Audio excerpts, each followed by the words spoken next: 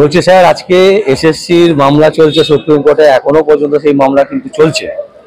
তুলোধনা করে ছেড়ে দিয়েছে রাজ্য সরকারকে। একেবারে পরিষ্কার বক্তব্য হচ্ছে প্রধান বিচারপতির, যেটা পরিকল্পিত জালিয়াতি করা হয়েছে। কি বলবেন? ये तो होना ही था, ये तो होना ही था। বাংলার বুকে এই যে চাকরির দুর্নীতি, আমাদের মহামান্য ডিভিশন বেঞ্চ যে রায় দিয়েছে, এই রায়ে 272 নম্বর পাতাতে লিখে দিয়েছে যে কতভাবে দুর্নীতি করেছে চাকরিতে। একটা মিথ্যেকে চাপা দিতে গিয়ে 17 রকম ভাবে দুর্নীতি করেছে, একটা না 17 রকম ভাবে, এবং পরিষ্কার ভাবে বলে দিয়েছে। আজকে এই মহামান্য আদালত, আমাদের ডিভিশন বেঞ্চ হাইকোর্ট যে রায় দিয়েছে, সেই হাইকোর্টের রায়টা প্রতিটা ছন্দে ছন্দে পরিষ্কার ভাবে, ইলাবোরেট ভাবে তার পুঙ্খানুপুঙ্খানু রিজন দিয়ে ঢাকি সমেত বিষয় এবং সাদা খাতা দিয়ে জমা দিয়ে কিভাবে চাকরি হয়েছে, টাকার বিনিময়ে কিভাবে চাকরি হয়েছে, সুপারসিড করে কিভাবে মন্ত্রিমণ্ডল পদ, নতুন পদ নিয়োগ করে কিভাবে চাকরি হয়েছে, এবং ওরা ওমার সিট অর্থাৎ ফ্রেশ লিস্ট সেটা যে জমা দিতে পারেনি এবং সেটা যে নষ্ট করে দিয়েছে, সমস্ত ইলাবোরেট ভাবে লেখা। বারবার এসএসসির কাছে বলেছিল যে তোমরা ফ্রেশ লিস্ট জমা দাও, ওমার সিট জমা দাও, এবং যারা ডাল মে কুছ কালা হ্যায় সেই লিস্টটা দাও। কিন্তু এসএসসি কোনো এক অজ্ঞাত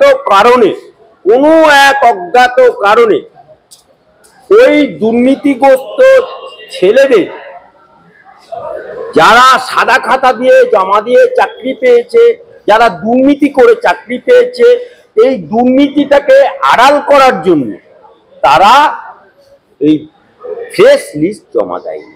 তার ফলে মহামান্য ডিভিশন বেঞ্চ ঢাকি সমেত বিসর্জন দিয়েছে। আজকে সেটাকেই মহামান্য সুপ্রিম কোর্ট অবজারভেশন করে বলেছে যে পরিকল্পিতভাবে দুর্নীতি, পরিকল্পিত দুর্নীতি। ভাষাটা ভালো করে শুনবেন, পরিকল্পিত। যেমন কোন সরকার পঞ্চবার্ষিকী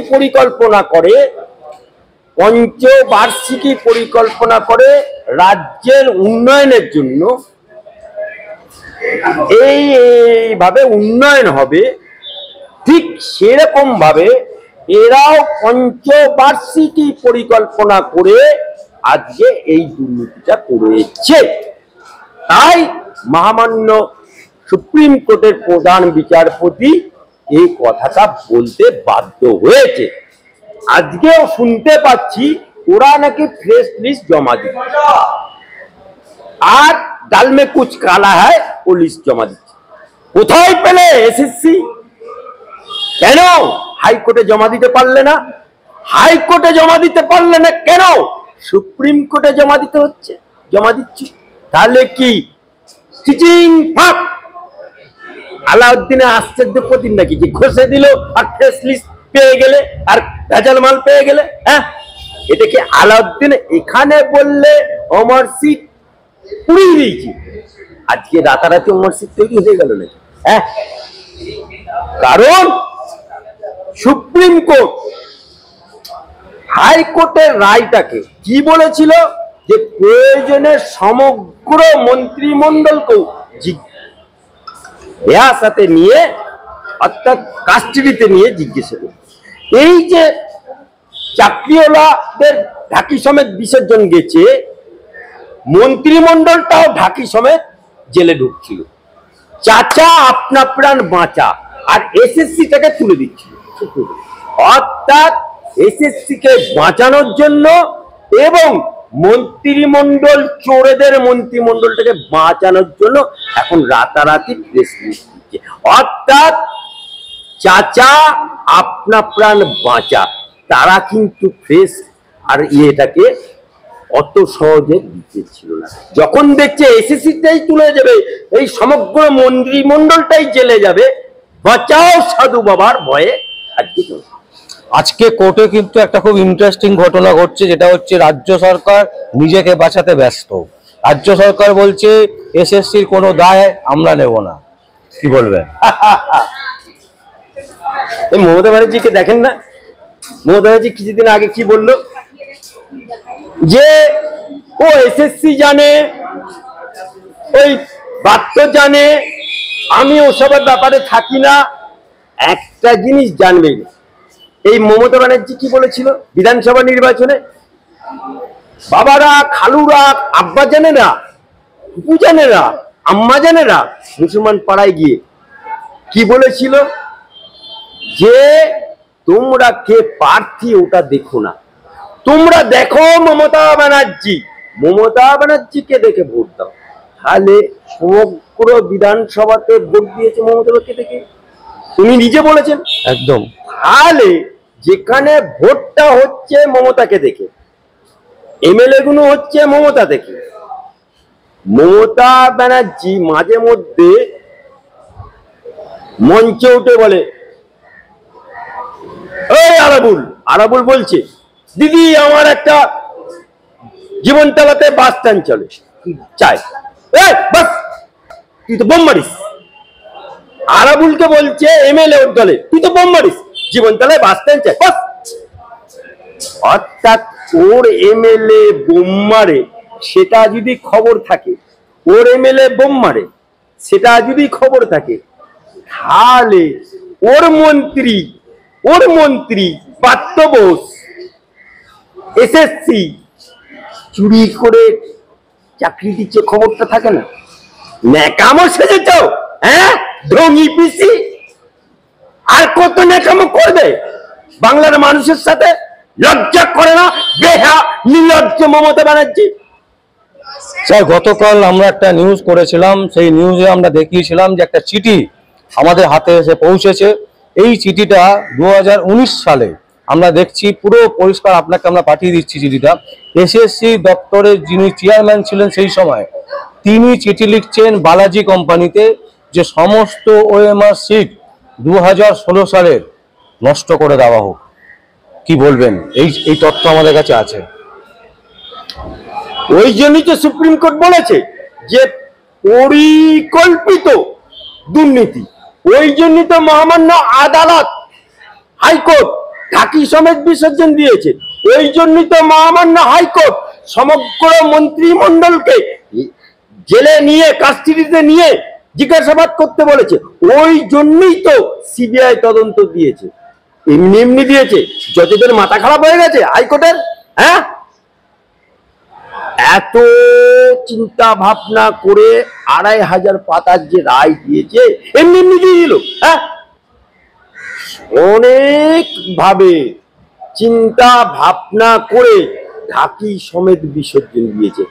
আজকে এই দলটা হয়ে গেছে বাংলার বুকে মমতা ব্যানার্জি আগে লিখতো নামের পাশে সততার প্রতীক, উঠে গেল।